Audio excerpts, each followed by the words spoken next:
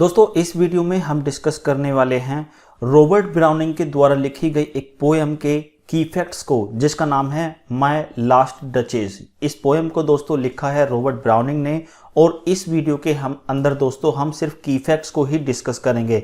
इसकी line by line explanation दोस्तों मैं आपको किसी और वीडियो में पढ़ा दूंगा। इस वीडियो में हम इसके की फैक्ट्स और इसके पहले मतलब जो भी पोएम का इंट्रोडक्शन है मैं आपको वो समझा दूंगा दोस्तों, जो आपको एग्जाम पास करने में दोस्तों आपकी हेल्प करेगा। तो शुरू करते हैं दोस्तों आज की हमारी वीडियो को। सबसे पहला की फैक्ट है दोस्तों, माय लास्ट डचेस जो है ये एक पोएम है जिसके किसके द्वारा लिखी गई पोएम है दोस्तों, रॉबर्ट ब्राउनिंग के द्वारा लिखी गई एक पोएम है।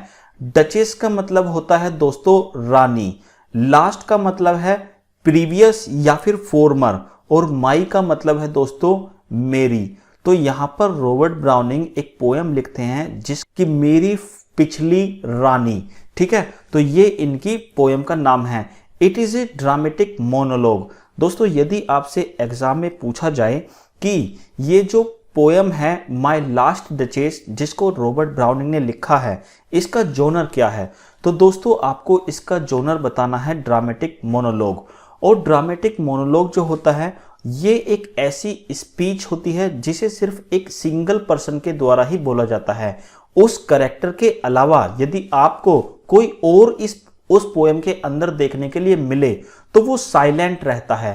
इस तरह की पोएम्स में, ड्रामेटिक मोनोलॉग्स में सिर्फ एक ही स्पीकर दोस्तों पूरी पोएम को एक्सप्लेन करता है, बोलता है, ठीक है। तो बढ़ते हैं दोस्तों अगले की फैक्ट की तरफ। It first appeared in 1842 in Browning's Dramatic Lyrics, a collection of poems।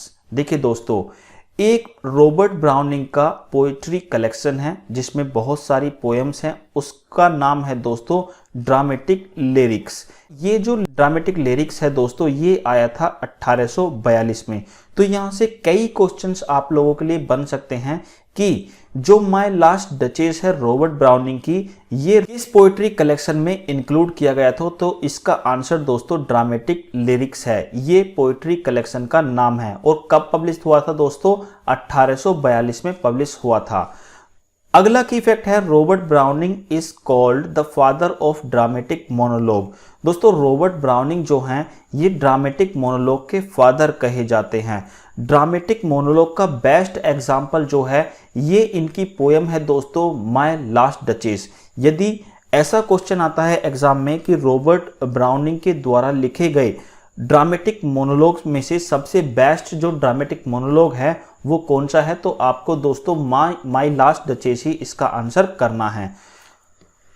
A major poetic technique Browning uses in My Last Duchess is ekphrasis. देखिए दोस्तों एक पोएटिक टेक्निक का इस्तेमाल किया गया है इस पोएम के अंदर, किसके अंदर, माय लास्ट डचेस के अंदर, जिसका नाम है दोस्तों एक्फ्रासिस।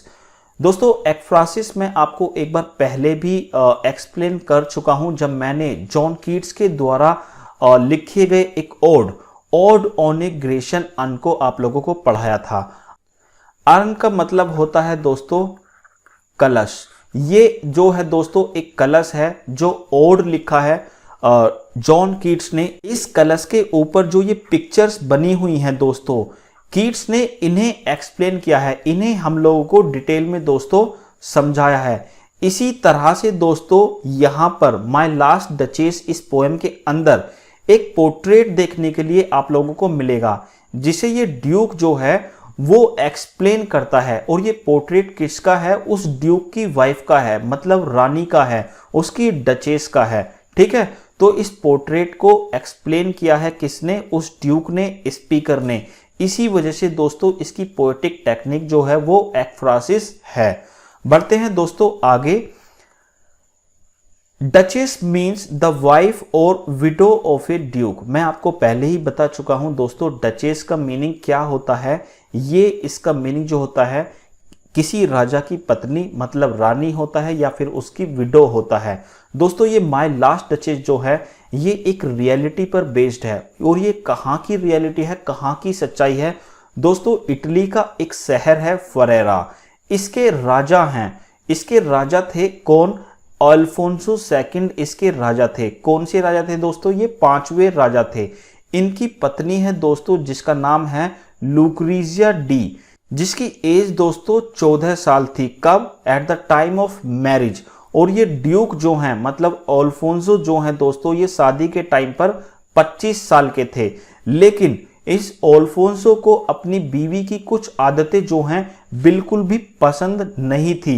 ये अपनी बीवी से ये नहीं कहना चाहता था कि तुम्हारी ये आदत जो है गलत है और तुम इसे बदल लो। ऐसा इसे लगता था कि यदि ये अपनी बीवी से उनको सुधारने के लिए बोलेगा तो ये अपनी बीवी के सामने झुक जाएगा। मतलब उसको कैसा फील होगा? गिल्ट फील होगा कि मैं अपनी बीवी को ये सारी चीजें क्यों बता रहा हूं।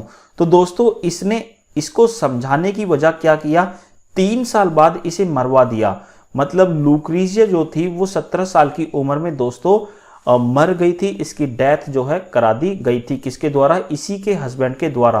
तो दोस्तों इसी की स्टोरी पर माय लास्ट डचेस जो है ये पोयम पूरी की पूरी लिखी है रॉबर्ट ब्राउनिंग ने।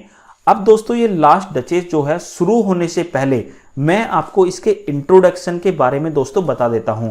जब ये पोयम दोस्तों शुरू होगी तो इस पोयम का जो स्पीकर है वो कौन है? ड्यूक ऑफ फरेरा है। मैं आपको एक बार फिर से बता देता हूं दोस्तों, ये फरेरा जो है इटली का एक शहर है और ये ड्यूक जो है वहां का कौन है? राजा है। ठीक है, तो जब पोयम स्टार्ट होगी ये हमारी पोयम का स्पीकर है। और इस ड्यूक के पड़ोस में एक राज्य है, उसके काउंट जो हैं मतलब वहां के जो राजा हैं ये चाहते हैं कि इनकी बेटी की शादी किससे हो जाए? इस ड्यूक ऑफ फरेरा से हो जाए। क्योंकि ड्यूक ऑफ फरेरा की जो पिछली पत्नी है मतलब लास्ट डचेस है, अब वो जीवित नहीं है। इसलिए ये चाहते हैं दोस्तों अपनी बेटी की शादी कराना। किससे? ड्यूक ऑफ फरेरा से। ठीक है, इसीलिए दोस्तों ये किसको भेजते हैं? एक मैसेंजर को भेजते हैं। कौन भेजते हैं? ये काउंट जो हैं एक मैसेंजर को भेजते हैं इस शादी का प्रस्ताव लेकर। किसके पास? इस ड्यूक ऑफ फरेरा के पास भेजते हैं। अब दोस्तों पूरी की पूरी पोयम जो है ये इन दोनों के बीच में ही है। लेकिन इस पोयम के अंदर ये मैसेंजर जो है ये लिसनर है और ड्यूक ऑफ फरेरा जो है स्पीकर है। दोस्तों ये दोनों आपस में बात करते रहते हैं और ये ड्यूक जो है इसे अपनी प्राइवेट गैलरी में फर्स्ट फ्लोर पर ले जाता है। वहां पर जाकर ये पोर्ट्रेट दिखाता है। किसकी? माय लास्ट डचेस की, मतलब मेरी पिछली वाइफ की। ये कहता है ड्यूक, ये कहता है कि ये जो पोर्ट्रेट मैं तुम्हें दिखा रहा हूं ये मेरी पिछली पत्नी की है। और उस पोर्ट्रेट के बारे में जो भी ये ड्यूक कहता है वही ये पोयम है दोस्तों, जिसको हम लाइन बाय लाइन किसी और वीडियो में पढ़ेंगे। तो इस वीडियो में इतना ही दोस्तों, मिलते हैं अगले वीडियो में। तब तक के लिए जय हिंद।